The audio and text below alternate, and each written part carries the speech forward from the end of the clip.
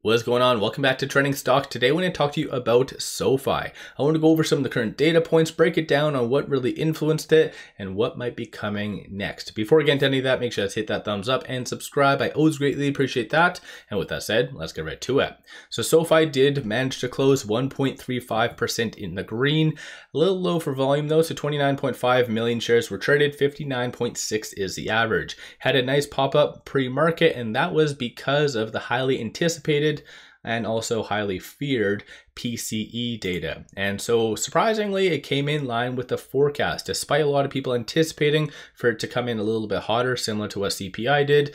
But data came in fairly positive. So as you can kind of see, excluding energy and food, it did come in at 2.8 on a year-over-year basis, and on a month-over-month, it was 0.4. So data, very good. And it's kind of comical, kind of not, but immediately once this data came out, people are now saying that there's going to be rate cuts in May.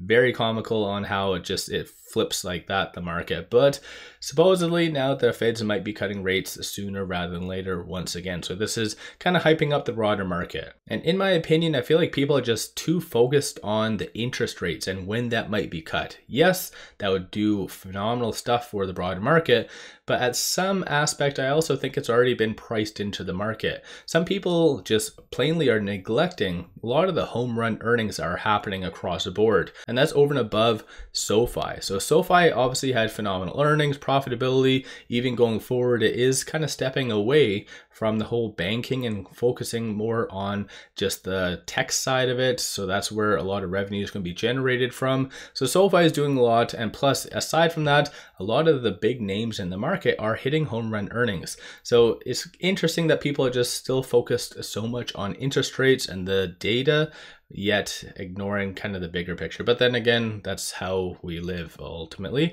Today, there was no news, no SEC filings. Fear and greed index still continues to creep up. So it is at 79, so the extreme greed. So you will see that propelling a lot of stocks going into tomorrow. SoFi might be a different case. So I'm going to talk on that. But today, like I said, there was no news, no SEC filings, no new analyst ratings. When it comes to shorts though, I'll give you a quick overview of what they did. So they did end up increasing 156.49 thousand shares. 17.37% of the free float is being shorted, and that works out to be 158.38 million shares overall are being shorted. Cost to borrow average is 0.75%, and that broker is back. I don't know why. They somehow take a week off here and there, but they are back. So cost to borrow minimum is negative 0.2%, meaning a broker is out there physically paying people to short SoFi. And despite some of the manipulation happening behind the scenes, the latest round of disclosures to the SEC does indicate a lot of institutions are still continuously increasing the position. Of course, this isn't updated information. It is always delayed because there's always that submission period of 45 days. But beside the point, institutions increasing their position is always a good sign. But like I said, generally the market will want to propel a lot of stocks higher going into tomorrow and possibly even extending into early next week, maybe with the exception of SoFi. And it has to do with more manipulation than anything. So starting off with options, $5.3 million in calls being purchased versus 1 million in puts. But sentiment-wise, 49% of all the options being done today are bullish. And of the call options that are being purchased, there's a consensus for it to be above $9. And looking at the puts, there's a consensus for it to be below 850. So kind of we're at a very strong pivot point right now. But like I've indicated in the past, and it has come true 9 times out of 10 for the most part, but if you're looking at the open interest, so you do see at the 850 strike price are roughly around 23,000 in open interest, and at the $9, 26,000. And as of today, or I believe as of yesterday, the $9.50 and $10 strike prices did pop up with significant volume, meaning that is going to be heavy resistance. So at the 950, there's 20,000, and at the 10,000, there's 21,000. And like I've indicated in the past, market makers will not want to cover these, meaning they will try to suppress the stock price through shorting. And this is why, despite over the last several days, shorts have been returning shares, today that we are getting closer to the Friday, shorts are increasing today. So it's very much correlated. So you will probably see SoFi struggle tomorrow getting above that $9 range, because market makers won't want to cover that 26,000. I feel like at this stage they don't really have enough ammunition to drag it below 850 unless maybe World War III is announced or something crazy. So I feel like regardless they will have to cover that, which will be a nice pop up either the tail end of Friday, so they do it prematurely, if not on Monday. But they won't want it to close above $9. So you might see a lot of resistance. And even looking today though, you do see, and this is on the 1 minute chart right here, looking at the fib levels, it was all over the place. So the low was 882, so it did bounce off of this S1, and then 914 was the high, so it bounced off this R2. So very wide gap between this S1 and the R2. But aside from that though, with it bouncing off of this S1, you do know going into tomorrow that 882 is going to be a very strong support.